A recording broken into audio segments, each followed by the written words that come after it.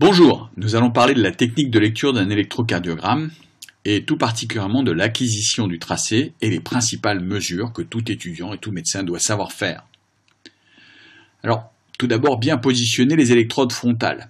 Elles sont figurées sur ce dessin, vous voyez, les électrodes sont situées en distalité par rapport aux membres et selon un positionnement et un code couleur universel. Donc jaune, vert, noir, rouge, ce qui peut se mémoriser sous forme de jeunes voyous non recommandables. Les dérivations précordiales sont positionnées sur le thorax. En général, on met le fil de manière à ce qu'il n'y ait pas de chevauchement entre les électrodes ou le moins possible. Et le sujet est bien entendu relaxé, les yeux fermés et n'a pas en contact avec un objet métallique. Cette association de dérivation frontale, électrode frontale, permet d'enregistrer les dérivations frontales. Donc 0 degré pour l'enregistrement qui va du rouge vers le jaune, et puis 60 degrés pour la dérivation qui va du rouge vers le vert, etc., etc. Donc on peut continuer comme ça avec les autres dérivations amplifiées qui ont été découvertes ultérieurement, de façon à avoir dans le plan frontal une bonne maquette des vecteurs électriques. Les électrodes précordiales doivent être positionnées avec le plus grand soin également. Pour cela, il faut utiliser l'angle de Louis. Cet angle de Louis, c'est-à-dire la saillie osseuse qui est située au niveau du manubrium sternum, qui définit la position de la deuxième côte. Donc deuxième côte, deuxième espace, troisième espace, quatrième espace. Je pose mes électrodes de part et d'autre du sternum, V1, V2. Je continue avec la ligne médioclaviculaire pour positionner V4, puis je pose V3 au milieu, et enfin la ligne axillaire, antérieure axillaire, moyenne, pour positionner V5, V6 selon la même ligne, sur le cinquième espace intercostal.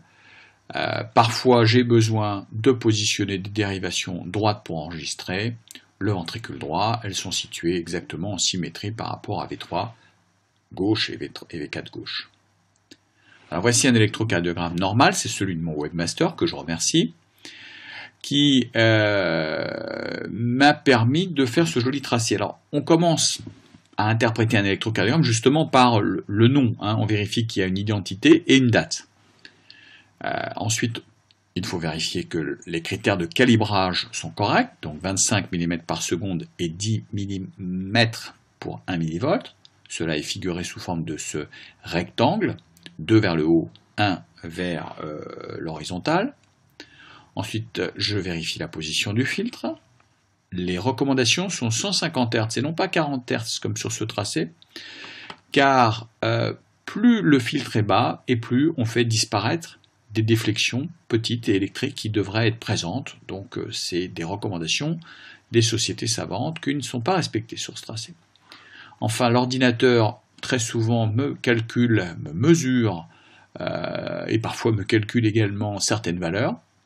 Donc c'est pas négligeable, c'est pas validé de les utiliser brutes, il faut au contraire toujours être prudent, mais c'est vrai que sur le numérique c'est bien pratique d'avoir l'ordinateur pour aller au plus vite.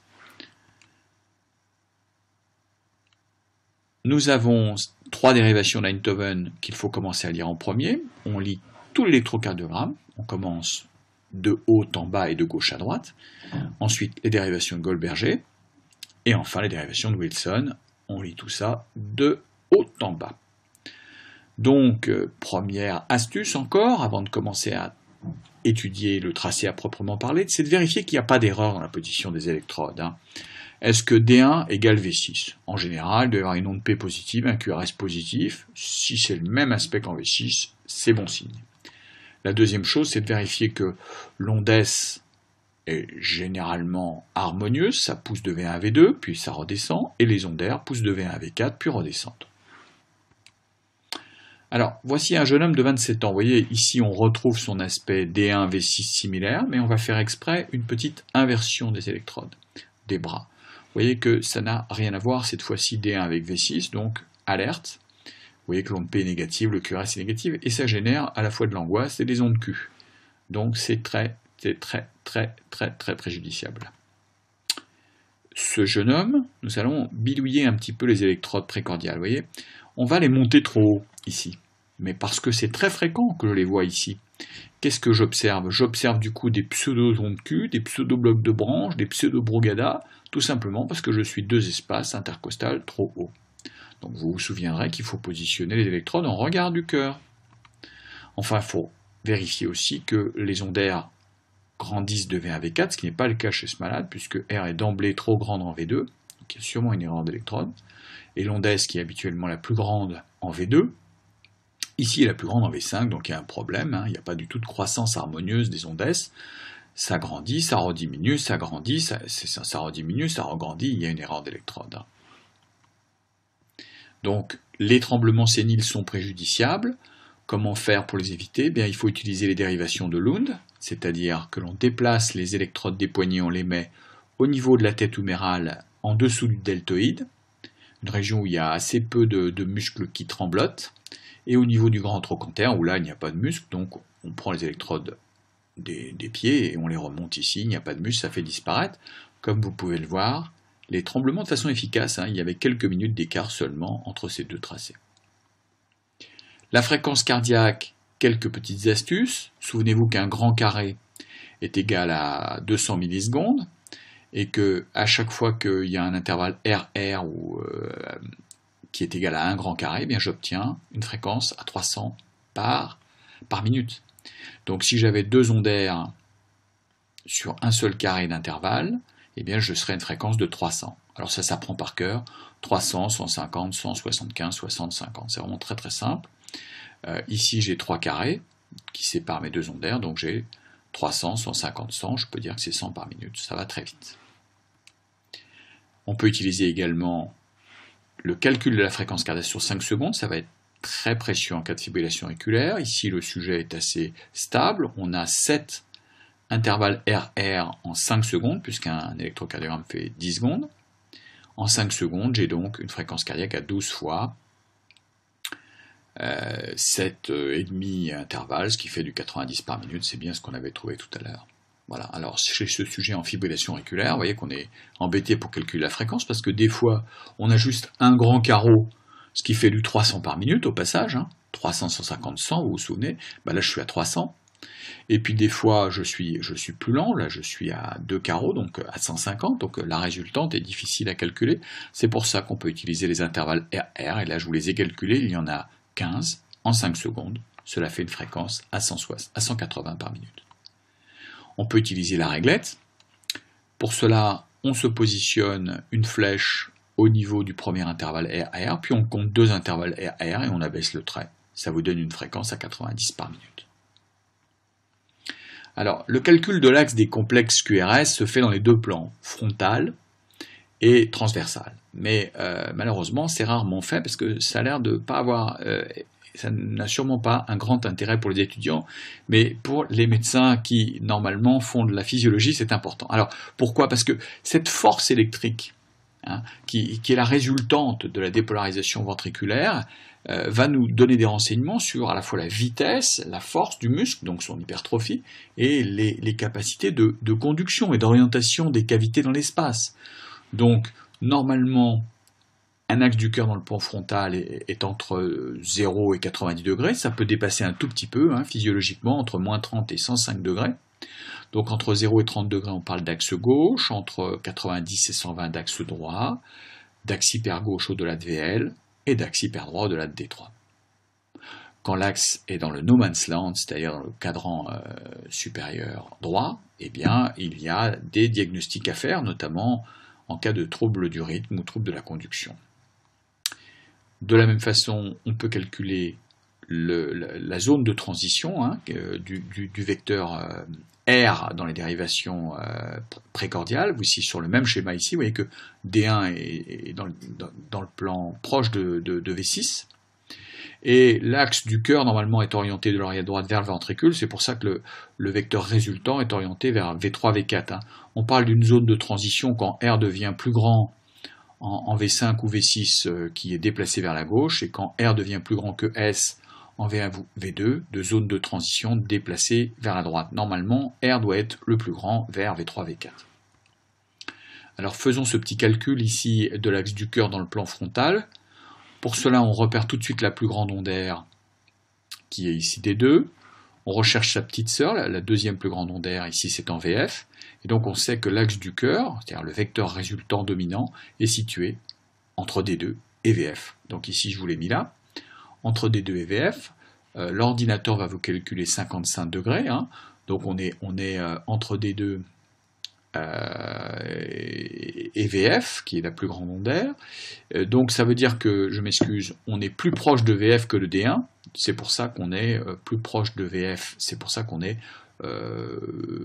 plutôt au-delà de 45 degrés. Si on était plus proche de D1, on serait entre 45 et 0 degrés. Donc 55 degrés environ, compte tenu de cette répartition.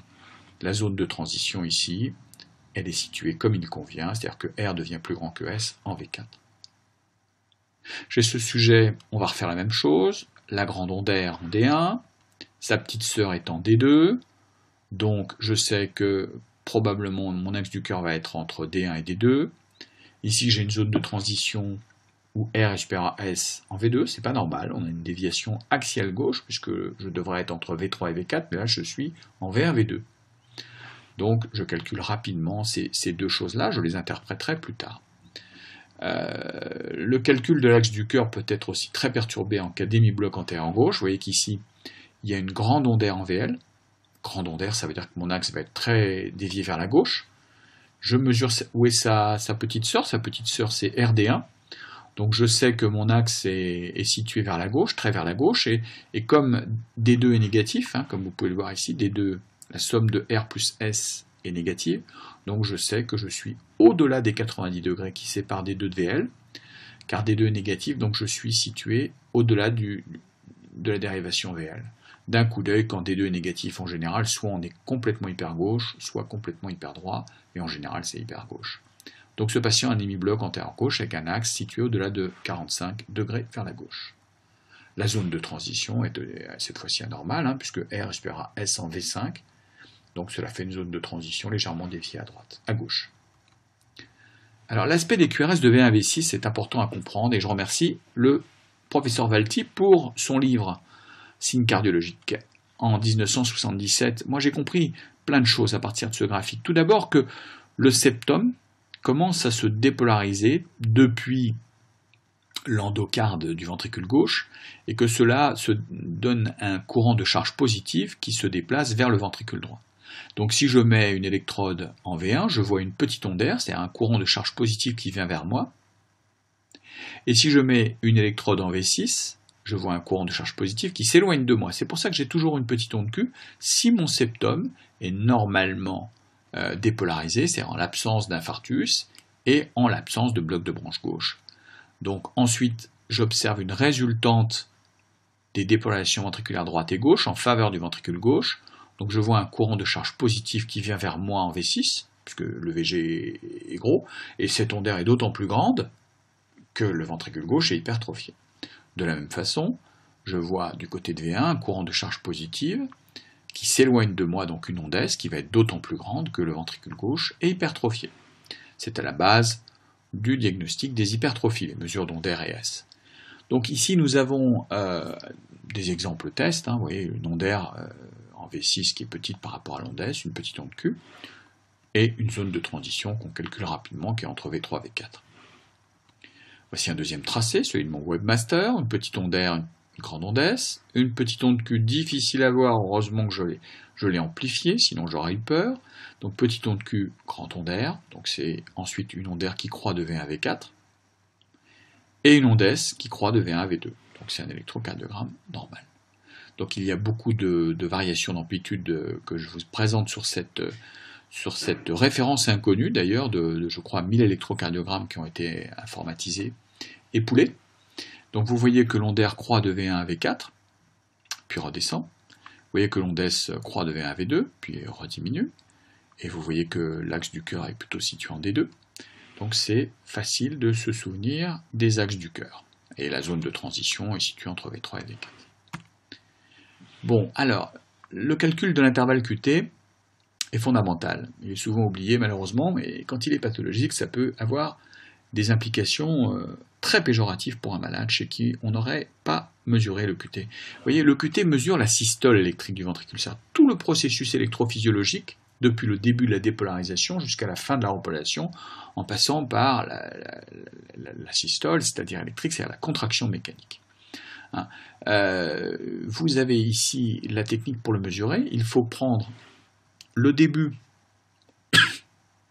du QRS, là où il est le mieux visible, donc il est de coutume de tracer de droite comme ça, de prendre le début par exemple en V3, V4, c'est là qu'on le mesure souvent mieux, et ensuite on prend la fin de l'onde T, on trace une droite sur la deuxième pente de T avec cette verticale, et cela nous donne chez ce patient 8,5 mm. On multiplie par 40 millisecondes pour 1 mm, ça nous donne un QT à 340 pour une fréquence à 90. Le problème, c'est qu'on ne sait pas quoi en faire de ce QT puisqu'il varie avec la fréquence. Est-il normal? N'est-il pas normal? Donc il faut pour cela le comparer, par exemple, en première intention, avec une fréquence cardiaque identique. Alors pour cela, c'est bien d'utiliser la réglette. Si on veut comparer, par exemple, chez notre sujet qui a une fréquence cardiaque à 90 par minute, on va le comparer à ce qui est attendu. Ce qui est attendu, c'est défini par la réglette. À 90 par minute, j'attends 325 millisecondes pour un homme, un peu plus chez la femme, et j'utilise l'intervalle de confiance de 10% autour de ces 325, ce qui nous donne quelque chose de l'ordre de 295 à 360. Donc, en première intention, notre patient qui a 340 millisecondes, QT mesuré, est comparable au QT théorique, et donc il est inclus dans l'intervalle, donc il est normal. Le troisième QT qui est intéressant, c'est le QT indexé, le QT qui est indexé sur 60, pour pouvoir le comparer par exemple d'un sujet à l'autre, quelle que soit la fréquence. Donc là, reprenons notre patient qui a un QT à 340 millisecondes pour une fréquence à 90. On va utiliser la formule de Bazet pour l'indexer sur 60 par minute, avec une racine au dénominateur. Donc les ordinateurs le font très bien. On a ici un QT corrigé à 417 millisecondes pour un QT théorique QT mesuré à 340. Donc, est-ce que cela est normal? Eh bien, pour cela, il faut se souvenir de ces valeurs. Le QT est long s'il dépasse 430. Or, notre sujet est un homme et il a 417, donc il est normal. Si c'est une femme, on dit que le QT est long au-delà de 450. Alors, le sus-décalage de ST, tout le monde en parle, mais tout le monde ne sait pas bien le mesurer. En fait, on ne mesure pas le sus-décalage de ST, on mesure le décalage du point J. Le point J, c'est la fin du QRS. C'est l'intersection avec le segment ST. Donc le segment ST, en général, il est isoélectrique au segment PQ, et le point J est situé à la fin du QRS. Donc ici, vous voyez, je vous ai descendu un tout petit peu le point J pour vous rappeler que le point J doit être mesuré par rapport à PR. Donc ici, il n'y a pas de sous-décalage du point J, puisque par rapport au PR, je suis à peu près isoélectrique. Il faut imaginer que le PR continue un petit peu sa repolarisation atriale au-delà du QRS, donc ceci n'est pas une anormalité, ceci est un point J isoélectrique. Ici par contre le point J est très sus-décalé, 3 mm, il s'agit d'une repolarisation de variante normale, donc on mesure exactement au millimètre près, on dit qu'en V2 il fait 3 mm, peut-être à peu près pareil en V3. Ici on voit qu'il y a une onde J, donc on ne prend pas le segment ST mais on prend bien l'onde J, et là on voit que c'est plutôt 4-5 mm.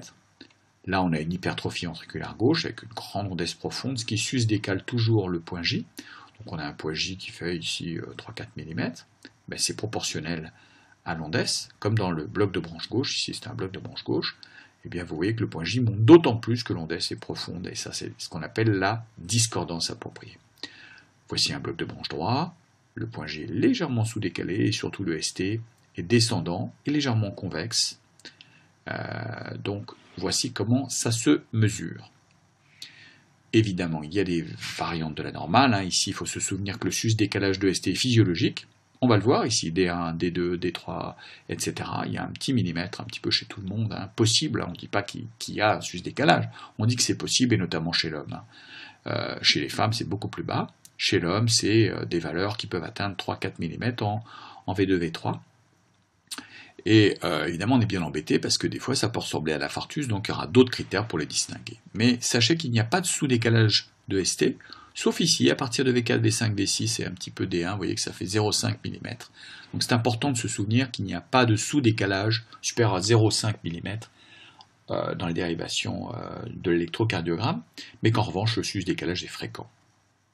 Voilà, donc vous retrouverez toutes les définitions de l'anormalité du segment ST dans la revue Circulation, c'est téléchargeable, et vous verrez que le sus-décalage de ST devient anormal en fonction de l'âge, en fonction du sexe, en fonction des dérivations.